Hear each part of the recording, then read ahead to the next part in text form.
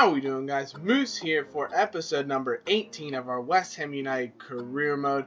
We are back finishing off the January transfer window. Obviously, we've completely finished that up. We're going to move on with the second half of the season here. Thank you so much for the support. I hope you guys did enjoy the live videos throughout January. Obviously, we're going to go back to that the next transfer window. I really want to get through the season here. We do have a squad report going on. If you want to look at any particular player, we'll see their stats and their ratings. Feel free to pause the video at any point in time to see how these players are developing. But that's a team we're looking at. The only minor thing you'll see, Daniil Henry is still in the squad. For some reason, with 2 hours left in the transfer window, I must have forgot to save it. So no transfer activity happened, but Henry didn't go out on loan. No other action happened in the entire world. The money actually was the exact same as when I left it, but Henry is still at the club. So he may get another chance with us for the rest of the season. We'll have to wait and see. But we have got some training. We've got 5 new players in there, and Ceballos wasn't up to 75 overall already. He's still at 74.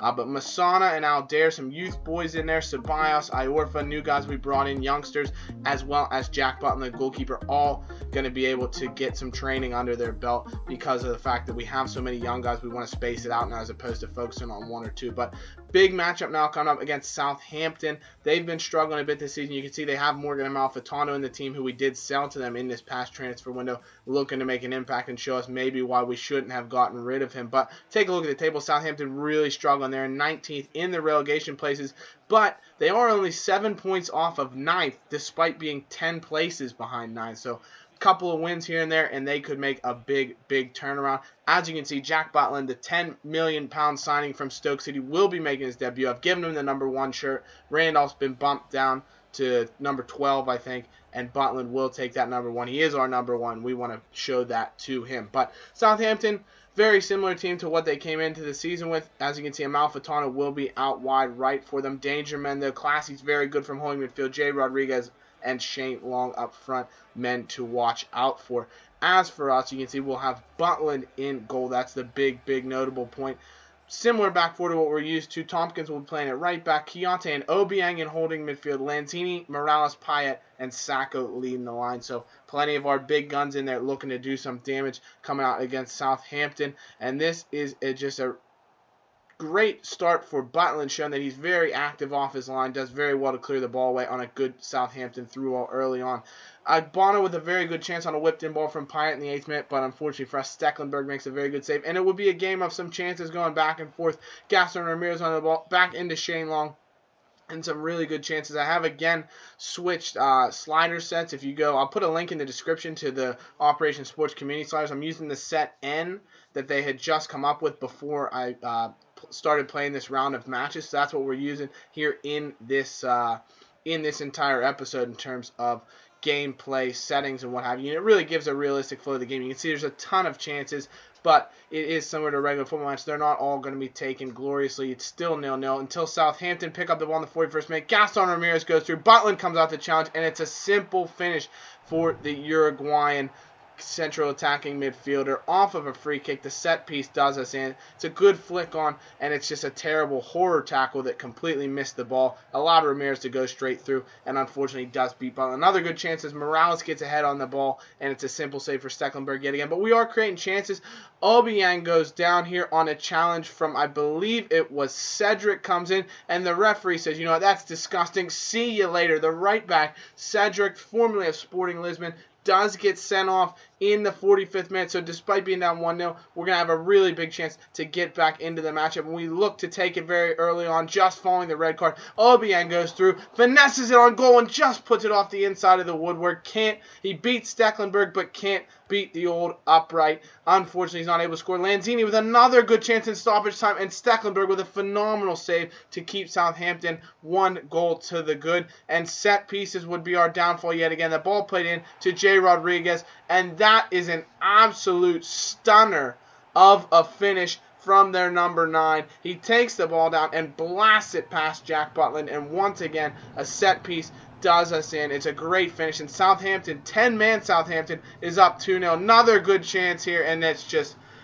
insult added to injury. Morgan Amalfitano, formerly of West Ham United whips the ball in. Winston Reid goes to clear, and he heads it past Butland right into the back of the net. He just left in no man's land.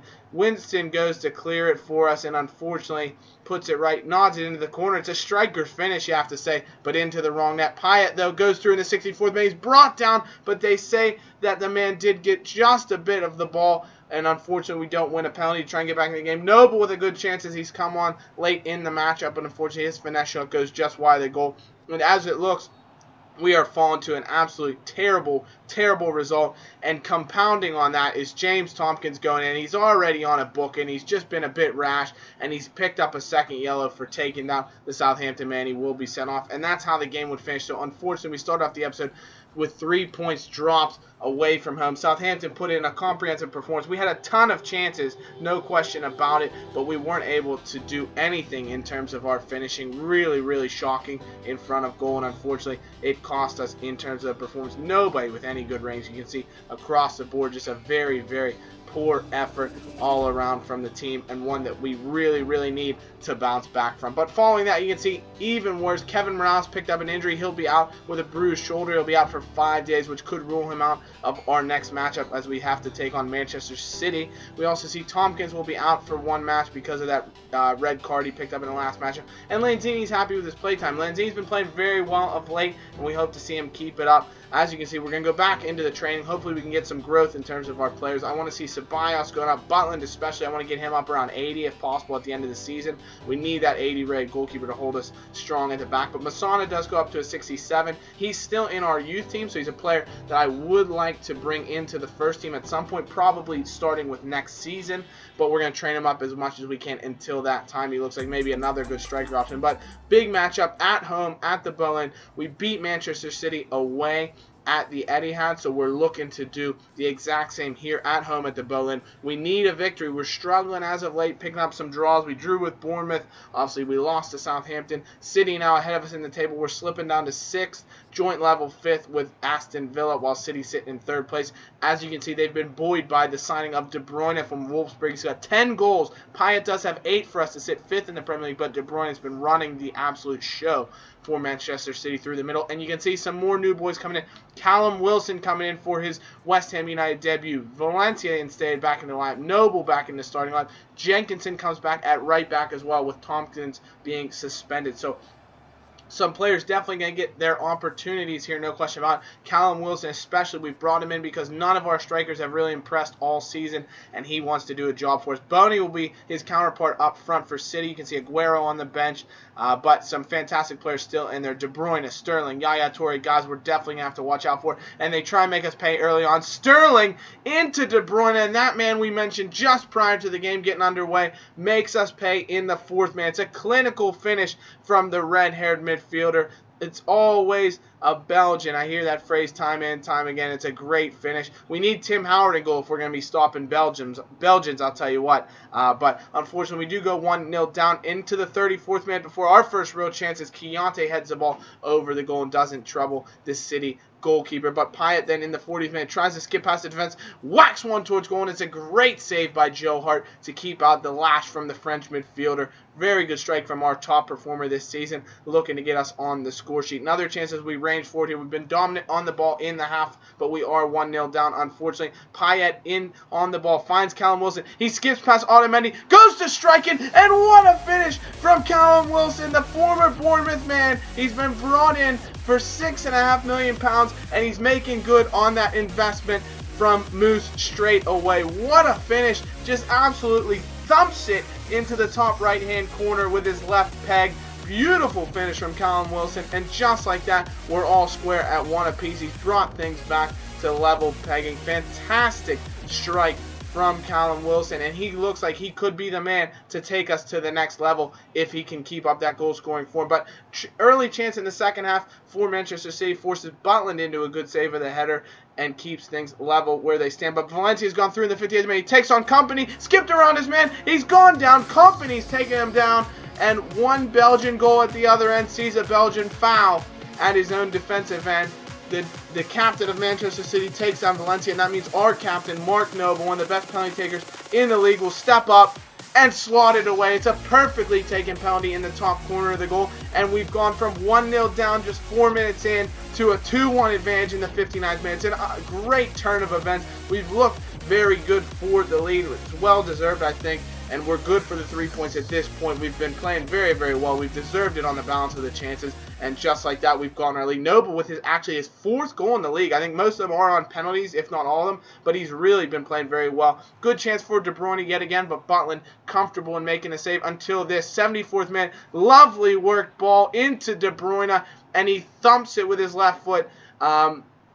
It's a great finish, and he's shown the absolute class he has. And this is an unbelievably worked move by City. Great ball in, and the flick on by Aguero, the back heel to De Bruyne is sublime. It's a lovely piece of play, and it's a simple finish from the Belgian to beat the England goalkeeper Jack Butland, unfortunately to level the score. Valencia with a great chance running through in the 77th minute forces a reaction save out of Joe Hart, and Payet now from 28 yards on the 8th minute. Free kick! Oh, it's just over the top of the goal. Dimitri doesn't trouble the goalkeeper. We need him to score a free kick. He hasn't scored one yet. We have scored with Zarate, but Payet, despite all his talent on free kicks, has not been able to put one in the back of net. Butland does clear the ball up from an absolute mess in the 86th minute, and City again pressing the issue. Otamendi forward. What has the center back done? He's gotten forward, and he's struck like lightning. He's beaten Butland down at his near post. Somehow the Argentinian center back has gone forward on that attack. Little chip ball, and he hits it on the half volley.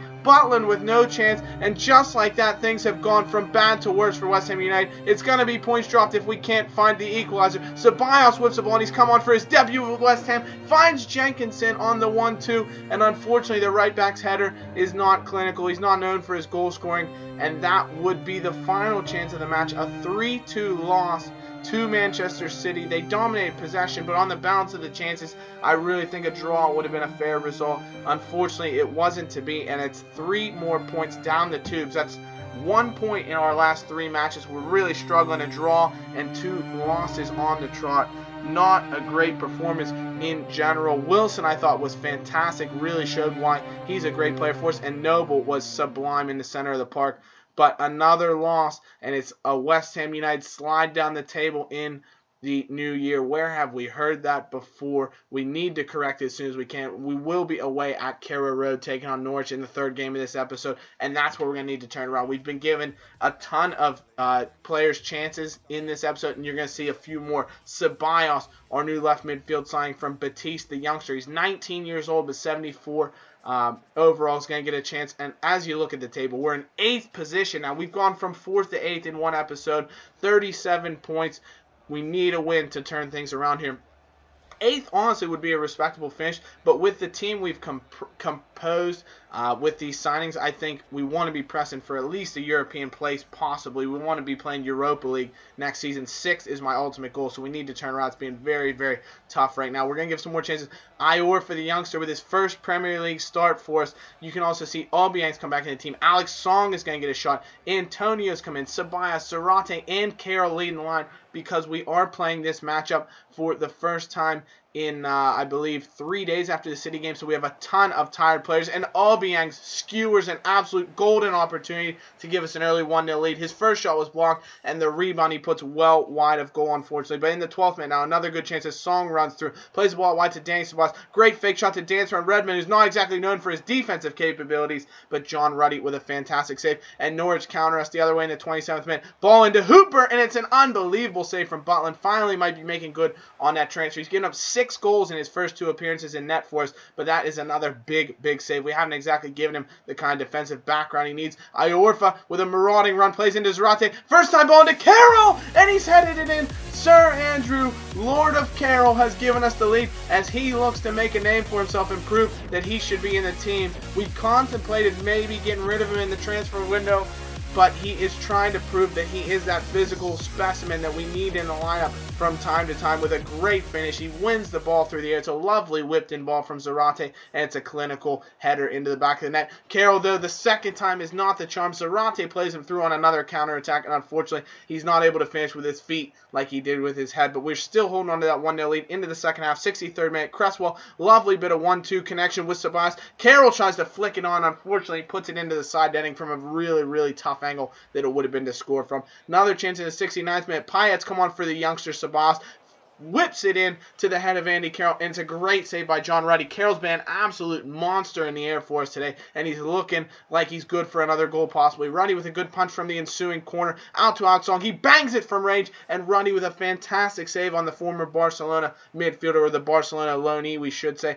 And from that corner, we see Payet float another ball into the box, looking for Winston Reid's header down, goes right to the feet of Ruddy, and it's a simple save for the Norwich and England goalkeeper. Houlihan on the ball in the 86th minute. Now, Norwich trying to steal a late equalizer, one that they don't really deserve. Butland was stranded, but thankfully for us, that header does go over the bar completely wide of the goal and doesn't give Norwich that equalizer. The Canaries looking to find it. Whip ball in for Cameron Jerome. He takes it down, finds Russell Martin, out to Brady, strikes it. Iorfa with an unbelievable block. The Youngs right back coming up huge as there's a mad scramble in front of the West Ham goal. Russell Martin on the ball, tries to lay it off. He's looking for a man, flicks into Jerome. It's headed clear, only as far as Chiante. The men are going down all over. Don't give away a penalty, and Tompkins clears up only as far as Payet. Back in. West Ham finally able to clear it. Potentially Alex Song looking to make a tackle. It's back in towards Jerome, into Martin, shot blocked, Reid taking no chances, whips it out to Iorfa, and he boots it clear,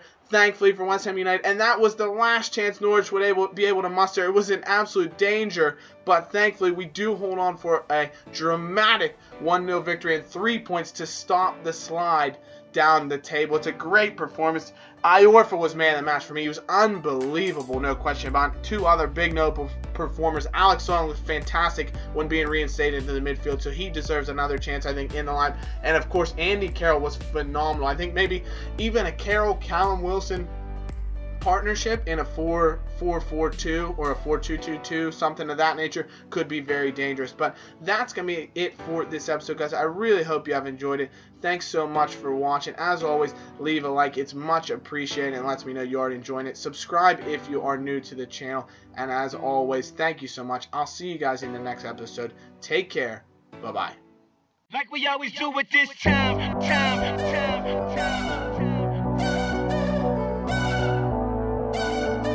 I got to shine.